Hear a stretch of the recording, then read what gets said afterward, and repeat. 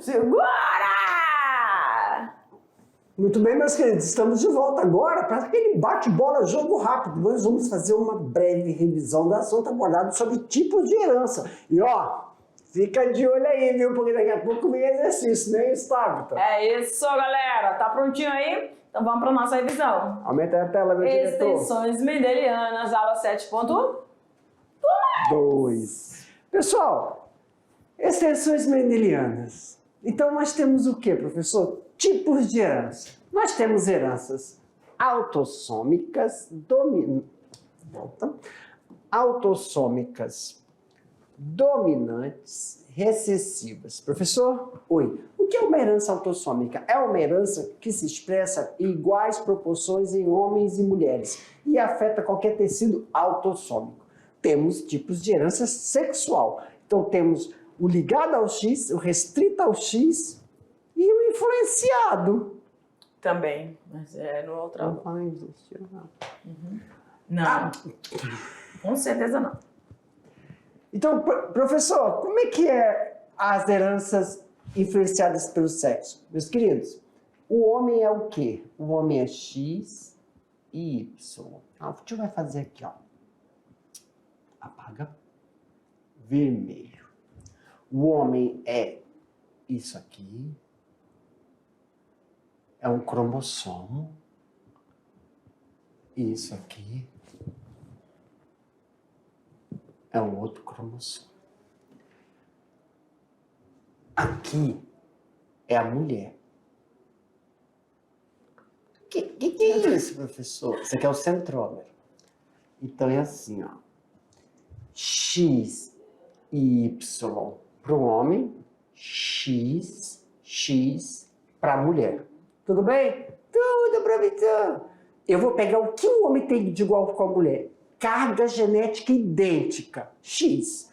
Então eu vou pegar o X e colocar bem aqui, ó. X é o que o homem tem de igual com a mulher. O que o homem tem diferente da mulher? O Y.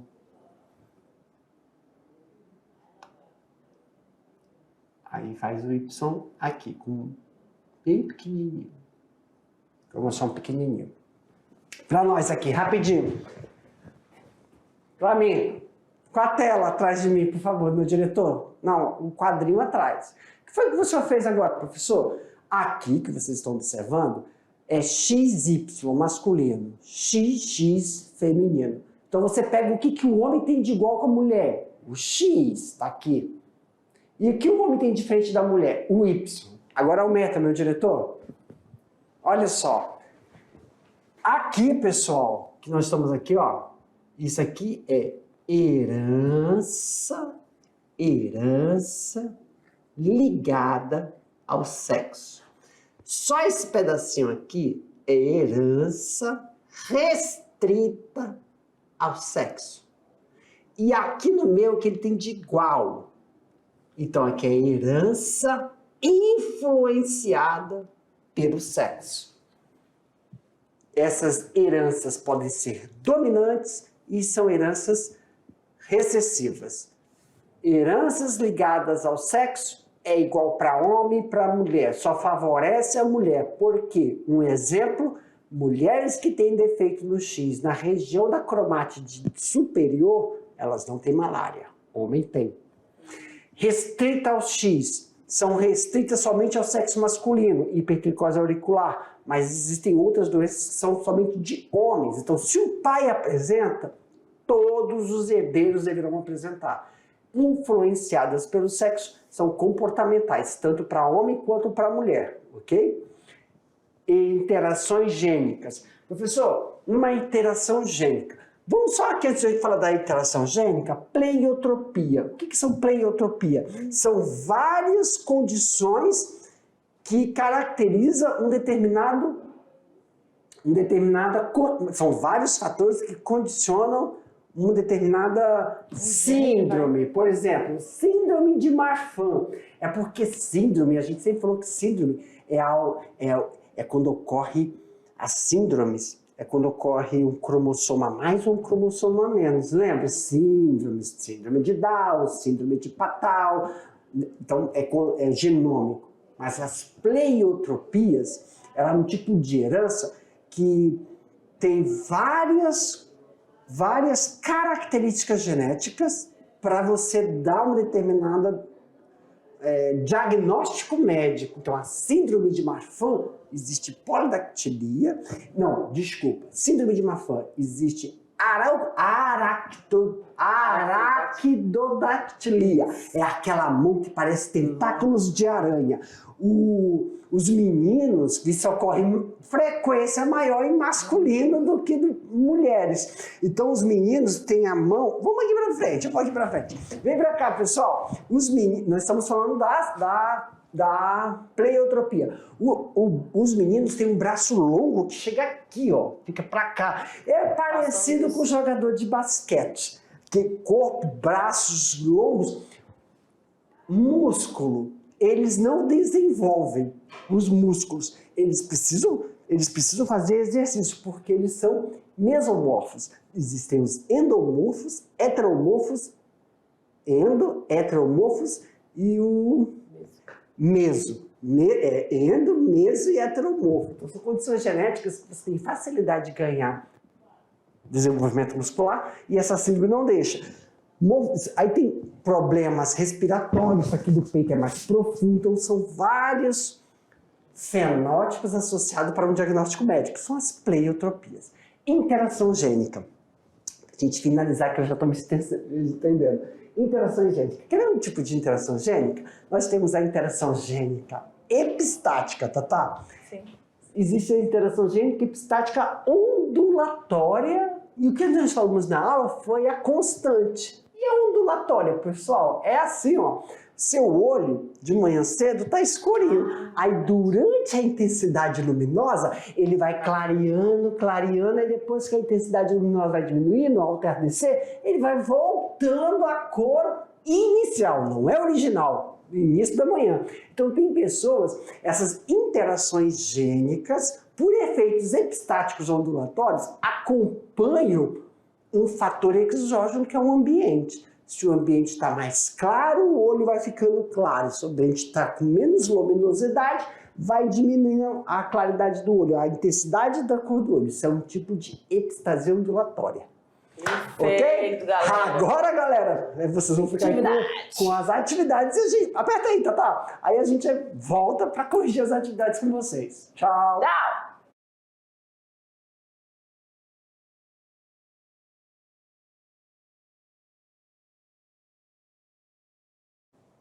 Galera, agora é a nossa hora que vamos tirar todas as dúvidas. E como o professor Jefferson sempre destaca... Vamos ler primeiro a questão, depois que a gente terminar de ler a questão, a gente mostra a resposta, terminou de ler a resposta, a gente explica. Professor, precisa estar escrito igualzinho? Não precisa estar escrito igual. Mas nós vamos colocar ali palavras-chave que tem que encontrar. Às vezes você não usou o termo técnico. Sim. Conceito, aí você descreveu esse conceito, tá errado? Não, mas é o tempo que você tem de colocar um parênteses e falar, olha, o que eu descrevi significa isso aqui no termo técnico. Professor, se for questões fechadas, simple presente tense, o que nós vamos fazer? Nós vamos ler a questão, ler as alternativas, é isso? E aí vamos mostrar o gabarito. Se for alternativa A, nós vamos explicar por que a B, a C, a D, a E não contemplam o que foi solicitado. É isso, Tatá? Perfeito. Então vamos para a primeira questão, pessoal. Joga lá na tela. Diz assim, olha lá. O fenômeno que acontece quando dois ou mais genes interagem e controlam apenas uma característica. Esses genes não necessariamente precisam estar no mesmo cromossomo. Então, lê. Podendo estar em cromossomos distintos. O texto faz referência ao processo genético denominado... Pessoal, então antes de a gente ver, vamos analisar a questão. Fenômeno, né? Um fenômeno que acontece com dois ou mais genes, então a gente chama isso de genes complementares. Ó, a dica que a gente viu, genes complementares. Só que quando tem 2 ou mais genes que interagem, aí estão falando para formar uma característica, já dá na mente. São genes que se encontram em cromossomos opostos, distintos. Como assim, professor? Pode estar no cromossomo 1, aí então eu tenho o cromossomo 1 do meu pai, o cromossomo 1 da minha mãe, e o cromossomo 4. Então aqui, ó, aqui é o cromossomo 1 e o cromossomo 4. Óbvio que cada cromossomo desse, ó, tem genes. Tem uma sequência. Só que aí a carga que tem neles são totalmente diferentes da carga que tem no cromossomo 4. Então nós chamamos de cromossomos distintos, cromossomos heterólogos. Quando esses alelos que estão dentro de um gene interagem para dar um fenótipo totalmente diferente da sua carga genética, como é que se dá o nome disso? Como é que a gente chama? Ainda tem aí a interação gênica, pleiotropia, herança restrita ao sexo, epistasia ou herança ligada ao sexo? Eu acho que eles não têm dúvida, né? Eu acho que eles não têm dúvida nessa. Então a alternativa é... Tadá! Vamos lá! Back! Nossa! Vem, Tata! Aqui, ó. Pessoal, olha só. Professor, the answer is interação gênica. Por quê? Opa, aqui mesmo. Por que não é... Por que não é pleiotropia? Exemplo, pessoal. Não, pode ir, calma. Por que não é pleiotropia? Pleiotropia existe quando são vários fenótipos associados a um diagnóstico. Então, por exemplo, pleiotropia, tem aquelas pessoas que a gente olha assim, com peso excessivo, só que elas são obesas, mas só que essa obesidade é uma obesidade infantilizada. São pessoas que tu vê que gordinho adulto, mas aquele gordo bebê.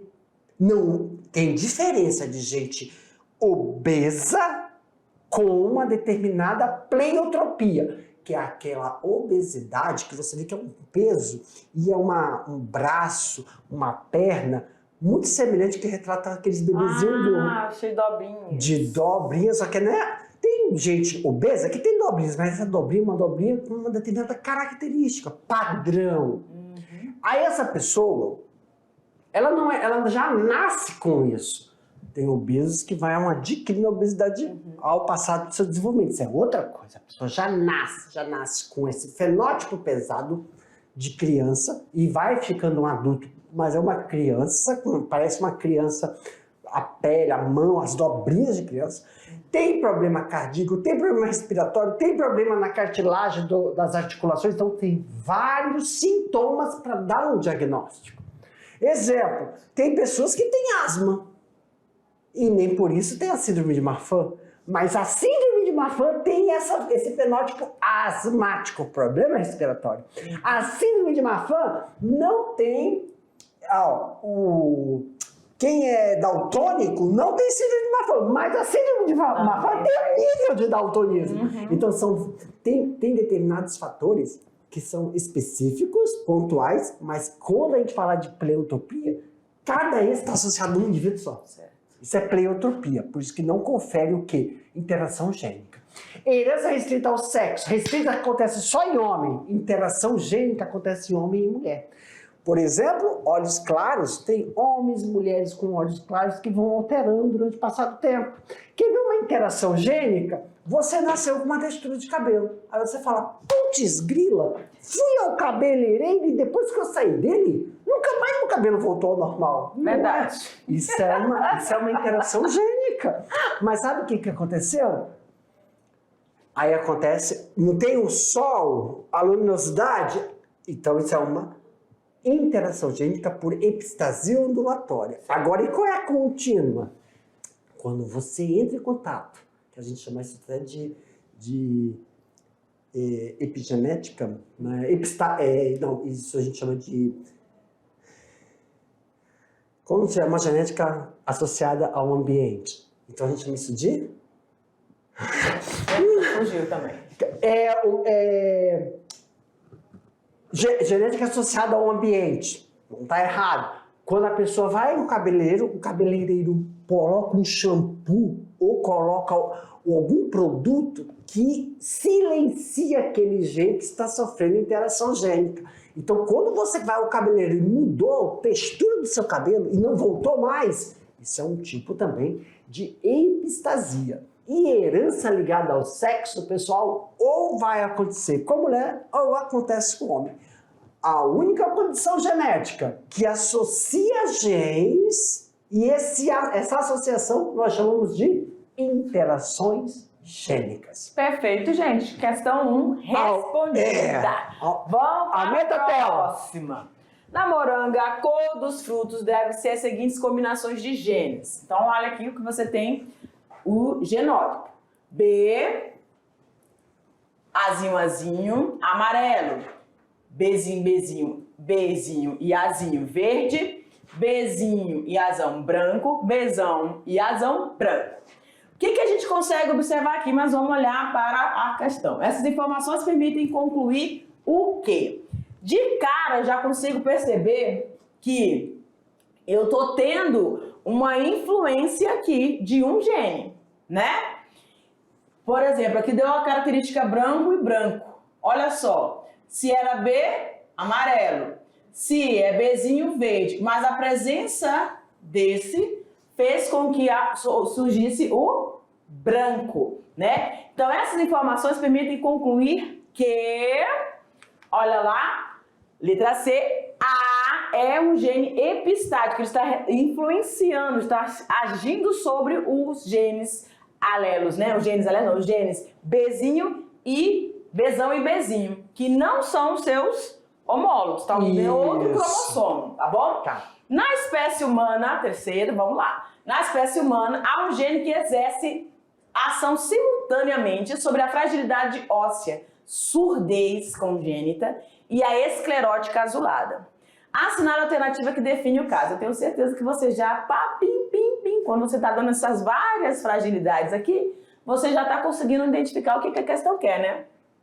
Esse é um exemplo de herança restrita ao sexo, pleiotropia, interação gênica, herança ligada ao sexo ou epistasia. Nós estamos falando de um gene influenciando simultaneamente em várias outras ações dentro do mesmo organismo. Então, a gente está falando de uma pleiotropia. Tudo bem? O professor já falou bastante aqui, enfatizou bem essa questão. Então, vamos lá para mais uma questão. A última. A distrofia muscular do tipo de Duchenne é uma doença determinada por um alelo recessivo ligado ao cromossomo X. Ela causa a degeneração progressiva dos músculos esqueléticos. Aí você tem um indivíduo, a Júlia, que tem pais normais e um irmão com essa distrofia.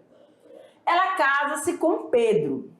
A genealogia ilustra essas informações. Olha lá. Então a Júlia tá aqui, o Pedro, e ela tem um irmãozinho que é com aquela condição, que é do tipo Duchenne.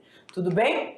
A probabilidade da Júlia gerar uma criança com a distrofia. A probabilidade, nós já falamos sobre isso. A probabilidade dela ter uma criança, ter um filho com... Quando eu falo filho, pode ser ambos os sexos, tá? Uma criança com a distrofia muscular. Então, vamos lá para essa resolução. Então, eu vou colocar, primeiramente, identificar os genótipos desses indivíduos, né? Então, você tem aí, ó, os pais da Júlia são... o pai tem o D, que ele é normal, e a mãe é heterozigótica, tá? Aí você tem a Júlia. A Júlia é XDzão, porque ela herdou do pai e herdou... Aqui você não tem, porque você pode ter herdado da mãe dela ou o Dzão ou o Dzinho.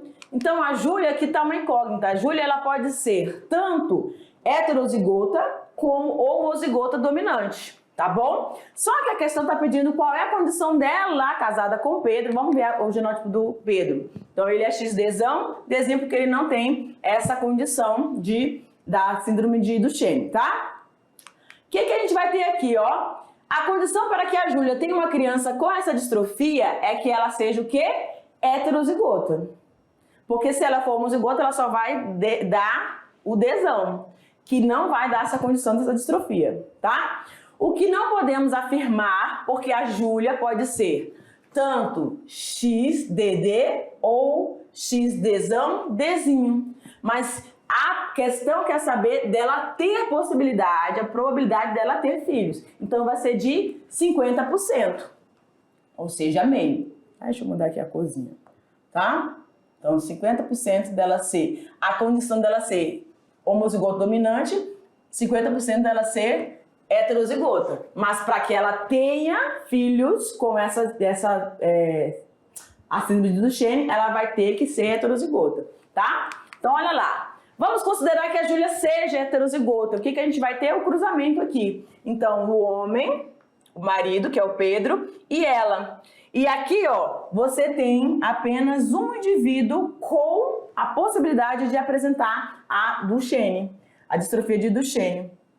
Então, vai ser de 1/4. Como a gente está falando de probabilidades, o que eu vou fazer? Eu tenho a probabilidade dela ter, ser heterozigota, 1/2.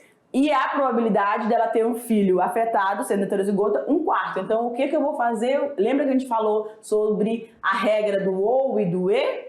Ok! Então, a gente vai aplicar essa regra. A gente vai usar a regra do e, que é a regra da multiplicação. Isso é a probabilidade dela ser ou não heterozigota com a probabilidade dela ter um filho com a distrofia. Então, vai ser 1/8. Tudo bem, galera? Então, vamos aqui, voltando para o nosso quadro, falando, então, concluindo essa aula com vocês, né, professor Jefferson? Perfeito, galerinha. Até a próxima. Tchau, tchau!